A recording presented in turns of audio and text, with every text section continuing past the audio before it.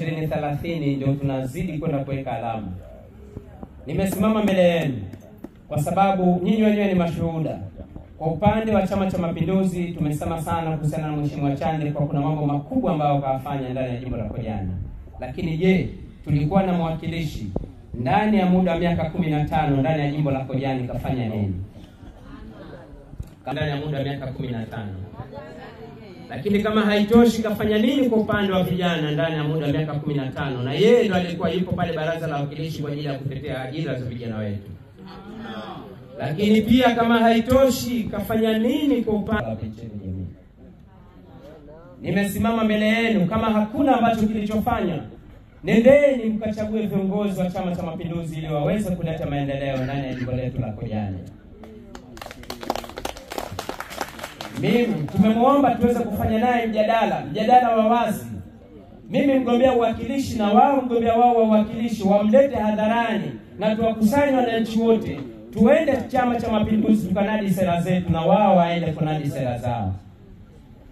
Kwa hiyo tunachowaomba ndugu wananchi, kupanga ni kuchagua. Leo hii tunapiga kelele kuhusiana na changamoto ya maji. Na changamoto hiyo ya maji ambayo mtu alikuwa na dhamana kubwa ya kuweza. Lakini kama haitoshi, tuna eneo la Chamanangwe. Viwanda vinajengwa, ajira pale ambao wanaajiriwa ni watu wa nje ya jimbo la Kojani. Na mwakilishi huyu ambaye mmemchagua nyinyi kashindwa kuweza kutetea sehemu yoyote. Naomba mkanichague niweze kuwa mwakilishi ili kuweza kuhakikisha kwa kama viwanda vinakuja Chamanangwe na ajira zote watazipata wazao wa jimbo la Kojani na wala sio nje ya jimbo.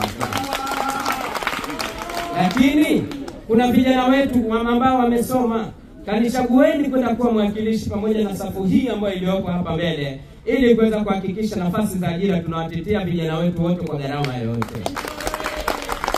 Tangu kafanya mambo ya zile changamoto za Jamhuri ya Muungano, lakini kwa vile kulikuwa hakuna uwakilishi mzuri na hata zile za baraza la wakilishi ndo alikuwa anazifanya yeye. Ninachowaomba, sikuwa hata balozi wa nyumba 10, nilienda kutatua changamoto ya maji hapa Kibomani.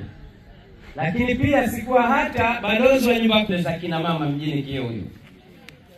Kwa hiyo ninachowaomba, naomba mkatuchague. Kwanza tuanze na Mama Samia Suluhu Hassan. Wangapi ambao wako tayari kuweza kumpatia kura Mama Samia Suluhu Hassan?